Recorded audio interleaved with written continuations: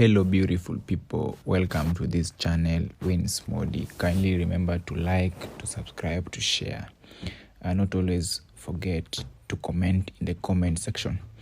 Now, many people have asked questions about the death of Collins Ochieng KWALA, who happened to be the friend and relative to Prince INDAH and is now 1 week in the grave. Kindly listen to the end and get facts about the death of Collins KWALA that you did not know. Listen keenly and then make judgment for yourself. Let's first of all begin by Prince INDAH, a person that born originally as Evans Ochieng in Ugenya sub-county in the entire Siaya County. Prince INDAH is known in his early age to have grown with his own mom, who died 8 years ago.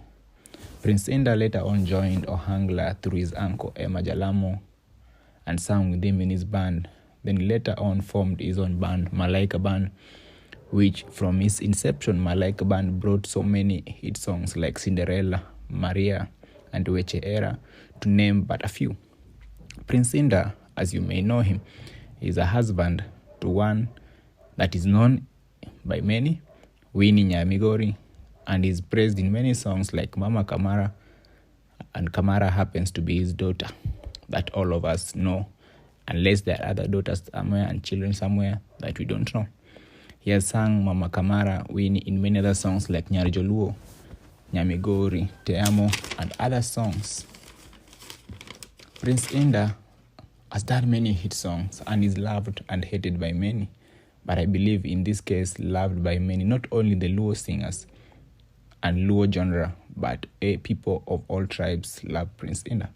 Currently, as we talk right now, Prince INDAH is the #1 trending and most heard musician in Africa on the boomplay.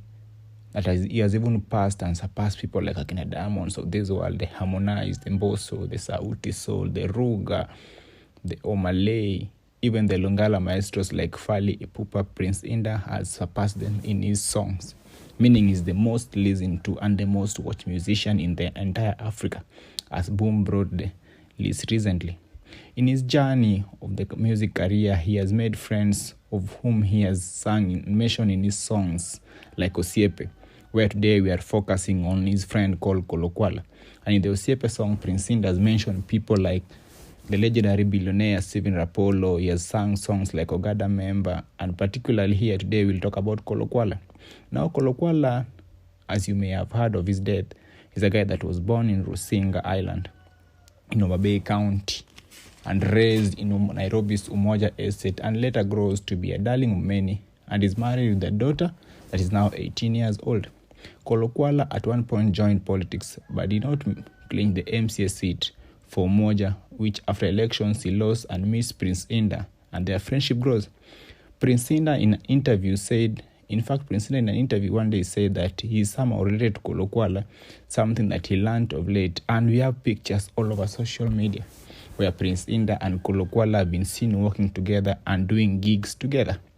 Now, in this music, there are a lot of sacrifices that people do and artists do for them to remain relevant and for them to get airplay for years. That is something that we know, and people do it so much, and we have seen many cases where artists involved in kikis and sideshows for them to bloom and to boom. This has been done by many artists, that for them to produce a song and be heard by many, they have to bring some gigs and some sideshow for people to trend their names, and after that they remove a song. We know also of a stance where we have heard of Illuminati people, where leaders, politicians, musicians, and artists, and people that we know in this world, they have involved themselves so much in Illuminati things, sacrificing human people, human blood, and losing people for the sake of wealth. Not forgetting recently when we saw even Diamond, a superstar in the Bongo, emerged at a live performance with coffin, and many more cases. Now, leaders and musicians sacrifice friends, family, relatives, mostly for power, for fame, and money. And these always involve loss of life through blood. And as they say it, a higher power is always consulted. Coming back to Collo, a friend and a relative of Prince INDAH, much has been said and speculations are many about here. But here is the fact. KWALA, on the day of his death, was headed to Kisumu to pursue a green card to go to the United States of America in pursuit of greener pastures, and as fate will have it, he met his death on that Friday. One thing about KWALA is that he met his death instantly during the accident while he was sleeping. His best friend, who happens to be the one who rides with him mostly in his Toyota Corolla known as Tom, was the one who on the steering wheel driving to Kisumu while KWALA was seated at the corridor side with his legs leaned on the car and dashboard on his side. During the many of the travels of KWALA, as we know, he was a freelancer who was moving a lot, doing shoots and recordings and video recordings. He used to move his friend Tom, who also happens to be his best friend for years. In fact, Tom and KWALA married from the same family. The elder sister to KWALA's wife happens to be Tom's wife. That is how close Tom and KWALA were together. So during the journey that they were going to Kisumu, KWALA was seated on the driver's seat and Tom was the driver.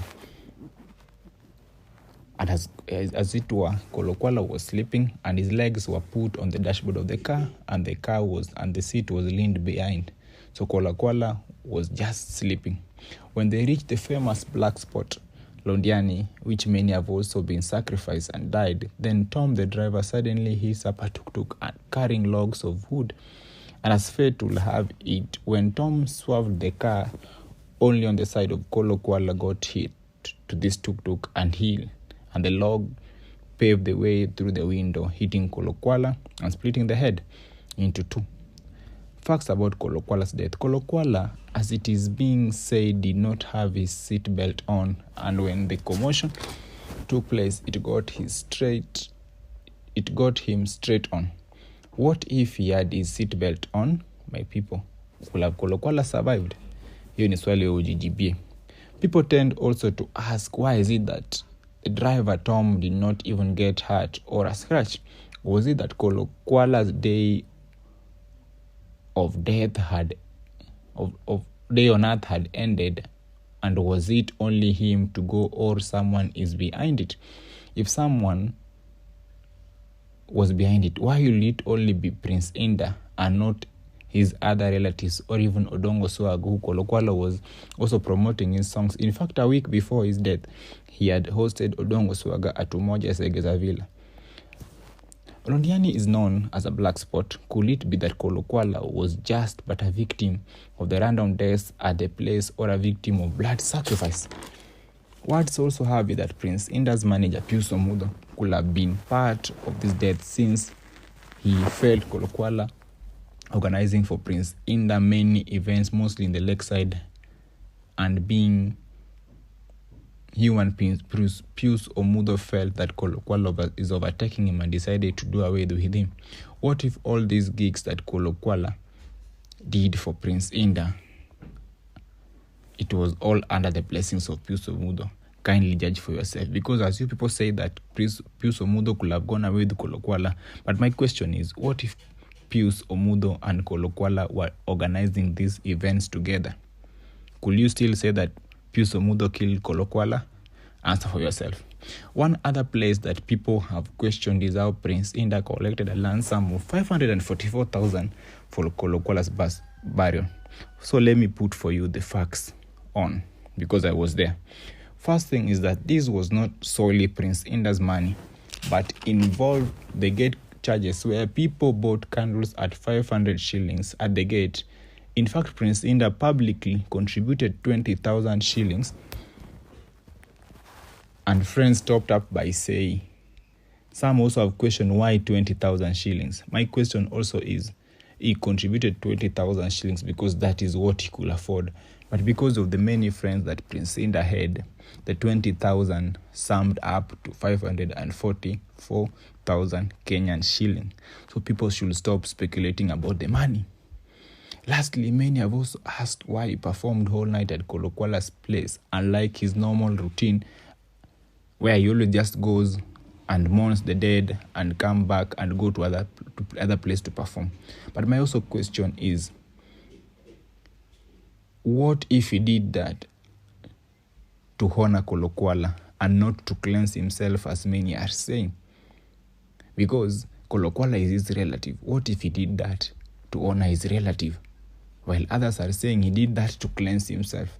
Well, guys, as it is, musicians and politicians mostly sacrifice people and friends for their benefit and for their careers to grow.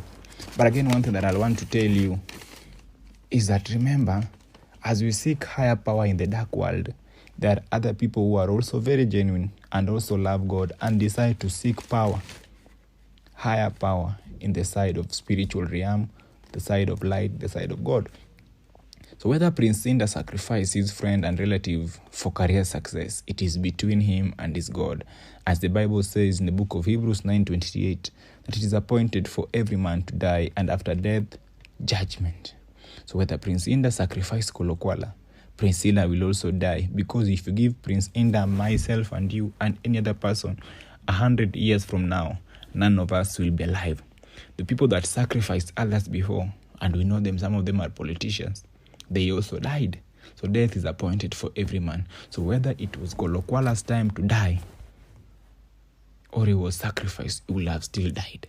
Whether Prince Indah sacrificed KWALA or he did not, Prince Indah will also die. And even myself here, I will die and you will also die. Matters about death, only Prince Indah and God know. So for fans of Prince Indah, continue supporting him. Dhambi za Prince Indah ni yeye na Mungu wake wanajua. Thank you so much. Remember to subscribe, to share, to listen, and to tune in for more. Thank you.